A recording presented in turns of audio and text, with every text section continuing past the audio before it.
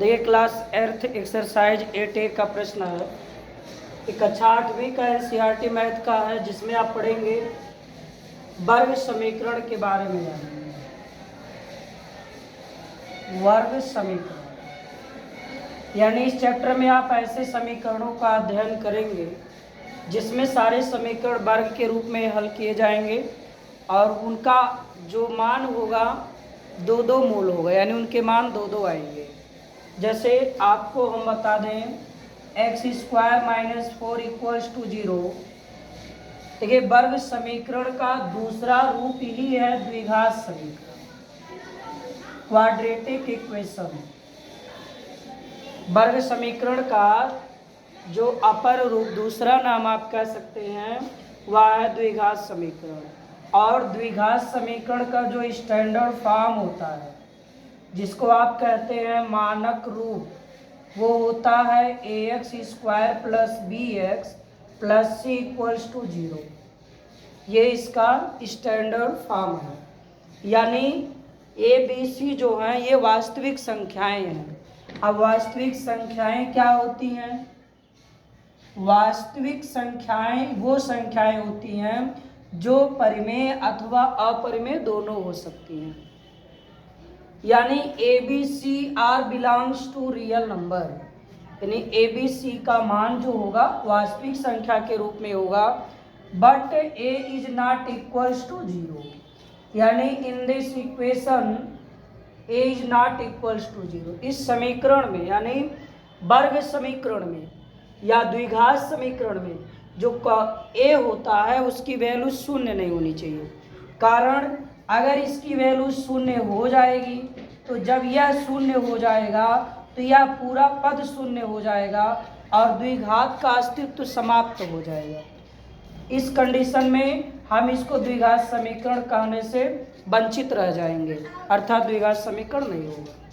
इसलिए बाकी बी और सी की वैल्यू शून्य हो जाए कोई दिक्कत नहीं है।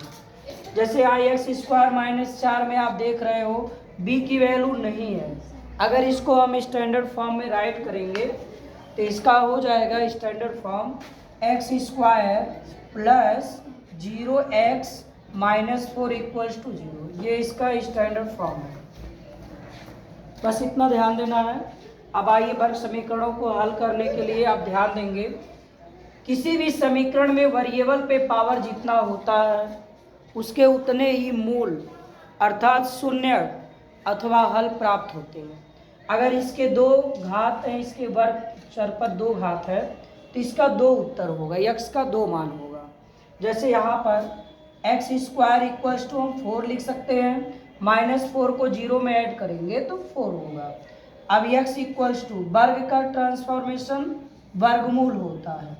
आप जानते हैं वर्गमूल जो निकाला जाता है उसके दो चिन्ह होते हैं, प्लस और माइनस। तो यहाँ प्लस माइनस लिख करके 4 का वर्गमूल 2 होता है। तो x का दो मान हो गया, एक हो गया -2, दूसरा हो गया +2। कहने का मतलब हम अगर -2 का वर्ग करेंगे तो भी 4 आएगा, +2 का वर्ग करेंगे तो भी 4 आएगा।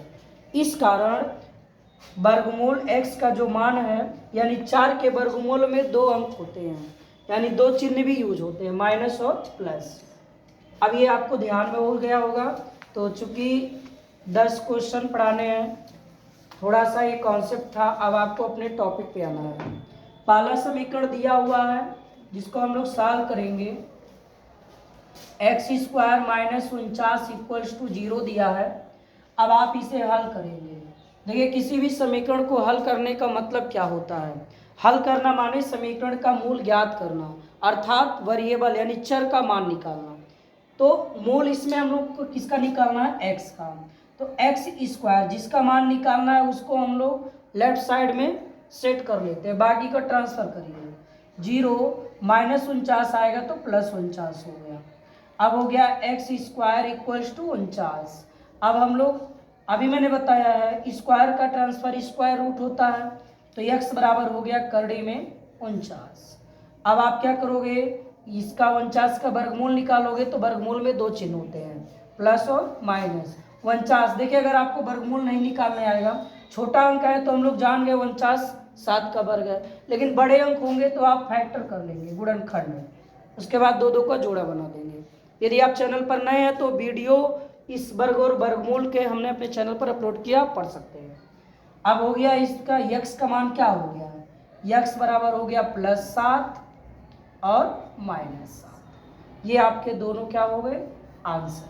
किसी भी समीकरण में जो चर का मान होता है उसको हम लोग हमेशा मझले ब्रैकेट में ही रखते हैं, तो इसलिए मझले ब्रैकेट हमने इसको लिख दिया, ये इसका आंसर हो गया। दूसरा प्रश्न आपका है 16x² -9 = 0। इसको हल करने के लिए हम लोग x² पद को पहले रोकेंगे, ये आएगा माइनस प्लस हो जाएगा और यहाँ से ट्रांसफर करेंगे तो हो गया 9/16 का गुणा है तो भाग हो जाएगा। अब x बराबर करड़ी में 9/16। अब आप 9/16 का वर्गमूल निकालिए, तो आप समस्या में नहीं पढ़ना है, ये समझिए। देखिए वर्गमूल निकालने का सिस्टम सेम वही है क्या, जैसे अब दो पार्ट है इसका, तो 9 का निकाल दीजिए अलग, पहले तो चिन्ह क्लियर कर लीजिए माइनस और प्लस, तो 9 का वर्गमूल 3, 16 का वर्गमूल 4, ये आपके आंसर आ गए 2। x का मान क्या क्या हो गया, अभिष्टल +3/4 और -3/4, ये इसका आंसर हो। तीसरा आपका है ax² - b।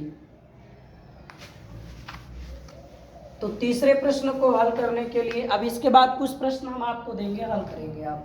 तीसरा प्रश्न हल किया जाए ax² - b = 0।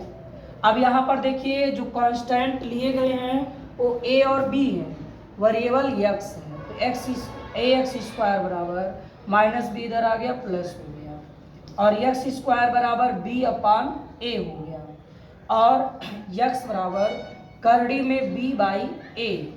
चूंकि हम लोग वर्गमूल निकालेंगे तो x बराबर हम लोग प्लस माइनस करड़ी में b/a राइट कर देंगे, क्योंकि ये नहीं क्लियर हो रहा b का वर्गमूल निकलेगा ही नहीं और ना तो a का वर्गमूल निकलेगा, तो इसमें परेशान नहीं होना है। तो x के दो मान हो गए, एक क्या हो गया प्लस करड़ी में b/a, दूसरा हो गया माइनस करड़ी में b/a। इस तरह से यह आपका आंसर हो गया। अब चौथा प्रश्न यहाँ पर है 4/9x² = 1। इसे हल करने के लिए 9 का इसमें आप मल्टीप्लाई करा देंगे तो हो जाएगा 4x² = 9। अब यहाँ से x² की वैल्यू हम लिखेंगे 9/4, क्योंकि इसका मल्टीप्लाई है। अब x बराबर क्या होगा, वर्ग का ट्रांसफर वर्गमूल, तो करड़ी में हो गया 9/4। अब आपको हमने बताया है प्लस माइनस लगाएंगे, 9 का वर्गमूल क्या होगा 3 और 4 का वर्गमूल 2, तो x के दो मान हो गए। आप यहाँ लिखेंगे अभीष्ट हल x का क्या क्या हुआ, पहला हो गया 3/2, दूसरा हो गया -3/2, ये इसके आंसर हो गया। अब इस तरह से अब आप p² बराबर लिखेंगे 25/64, p का मान क्या होगा करड़ी में 25/64, 25 का 5 और 64 का 8, 5/8 प्लस माइनस में लिखिएगा। इसके बाद आपका है y² का मान, तो 5 का इधर भाग हो जाएगा, तो y² बराबर 20/5, तो 5 से भाग दे देंगे, यहाँ y² बराबर 4 हो जाएगा और वर्गमूल निकाल देंगे तो प्लस माइनस 2 हो जाएगा।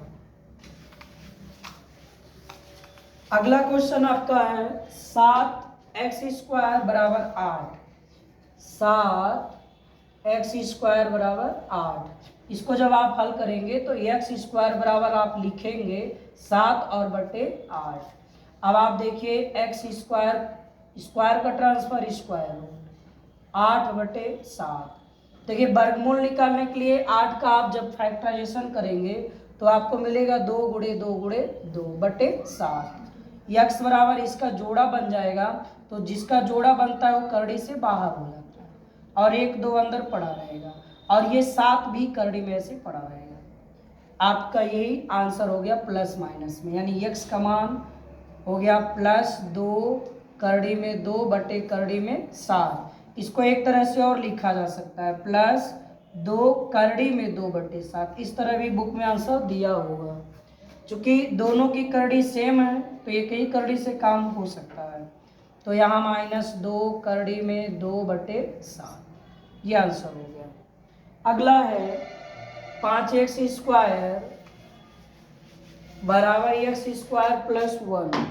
ये हो गया आपका 5x² बराबर x² प्लस 1। सॉल्व करोगे तो 5x², ये प्लस इधर लाएंगे।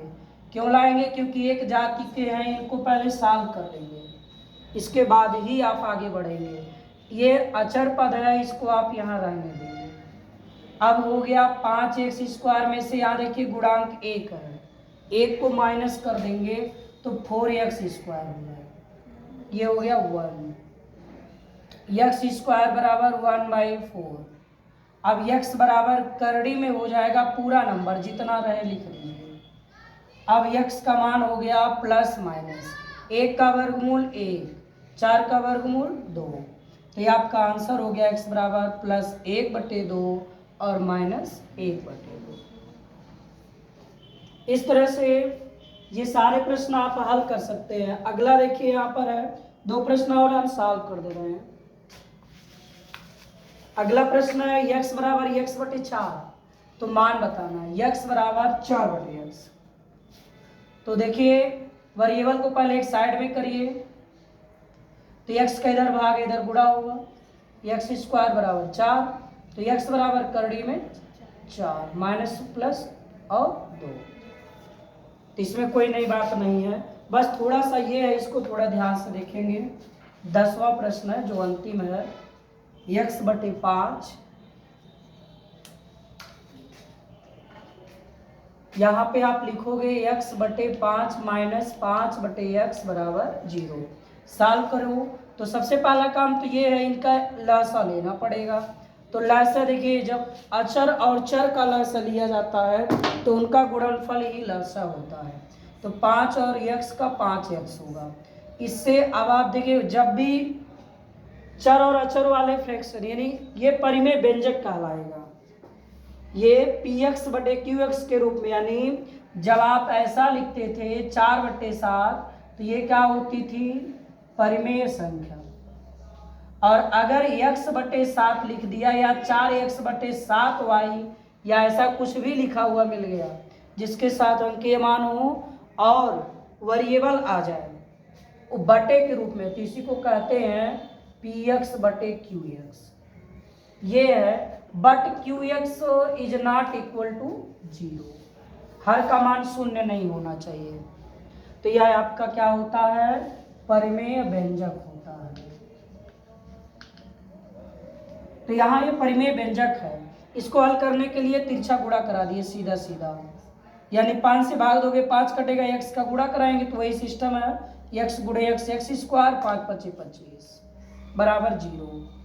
तो अब इसका देखिए भाग है तो इधर गुणा हो जाएगा, तो x² माइनस 25 बराबर 0 में गुणा होगा 5x का।